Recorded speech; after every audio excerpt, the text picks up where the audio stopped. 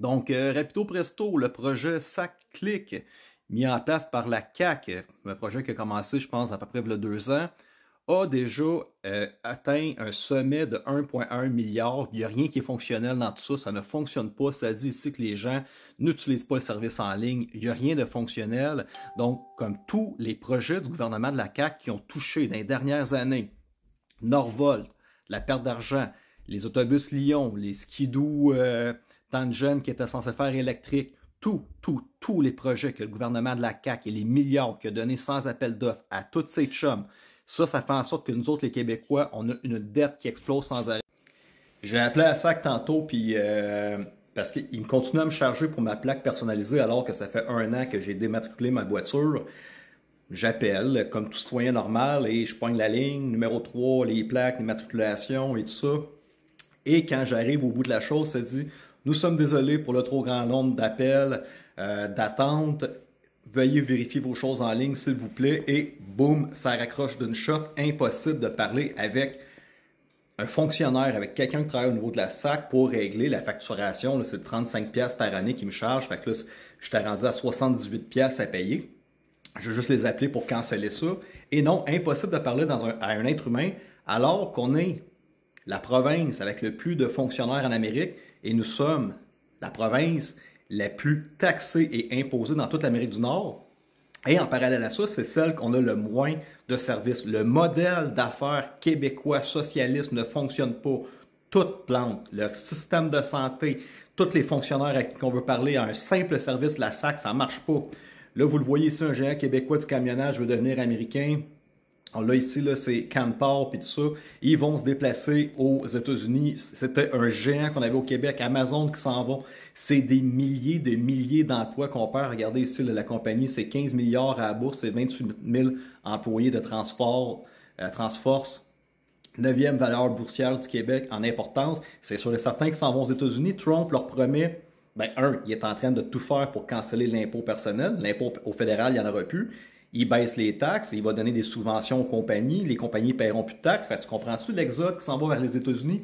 Même Warren Buffett, ce milliardaire de la bourse, là, 1 ou 2 semaines, il a retiré 250 millions de la bourse canadienne, puis il a transféré ça en bon du trésor américain parce qu'il n'y a plus personne qui croit au Canada.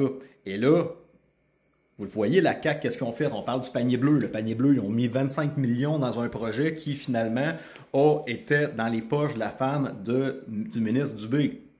Arrive Scam.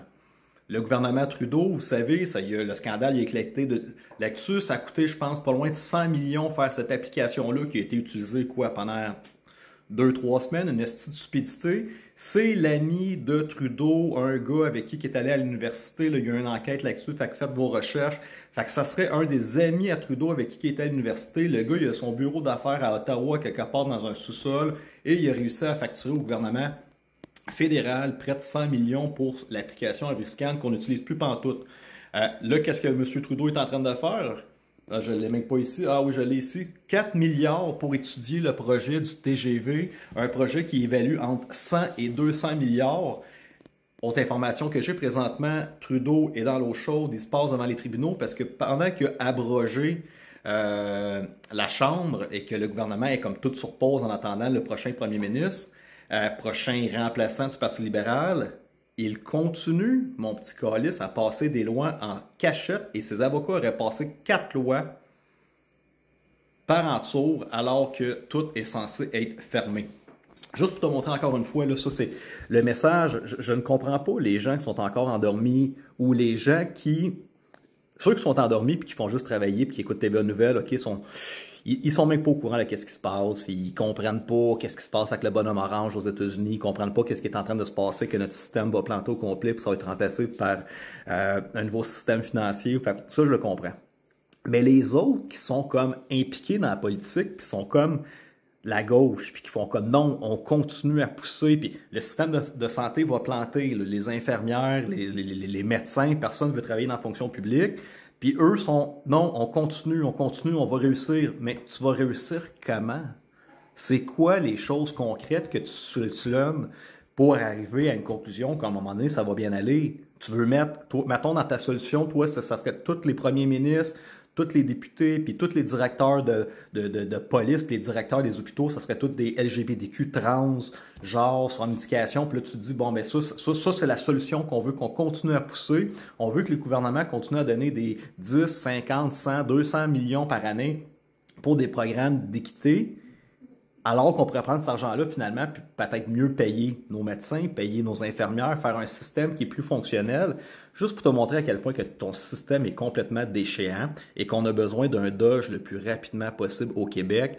1,1 milliard là, dans le programme informatique La SAC, c'est-tu du blanchiment d'argent? À beau, cet argent-là, à gauche et à droite, entre tous ces gens-là, le 25 millions du peigne bleu, hein, il est allé à qui? Et ça a-tu vraiment coûté 25 millions? Mettre une application style Amazon en ligne qui a foiré finalement après 6 mois, juste te montrer à quel point que ta corruption va pas bien. La directrice des 2 présumés postes de police chinois à Montréal et Brossard reçoit une médaille du gouverneur général. Regardez ici. Alors qu'elle est sous enquête par la GRC. Donc, voici que la matrice, comment que ça fonctionne. On te récompense, puis on te donne une médaille de bravoure, de la paix ou n'importe quoi, parce que ça, ben, c'est pour endormir le public encore. Tu vas mettre des belles photos sur ton Instagram, sur ton Facebook, sur la page de tous tes réseaux sociaux. Le gouverneur général va mettre ça sur ses réseaux sociaux, puis ils vont dire « Ah, cette dame-là, c'est une dame de la paix » ou quoi que ce soit. Et ça, c'est de la programmation subliminale pour toutes les normies qui ne connaissent pas la politique profonde, qui ne connaissent pas les informations et qui vont aller faire leurs recherches sur Google puis qui font juste effleurer la surface puis ils font comme « Ben non, cette madame-là, c'est une bonne petite madame. Elle, regarde, elle a reçu la médaille du gouverneur général. Ça veut dire qu'elle doit contribuer à des choses bien comme il faut puis impossible qu'elle soit corrompue.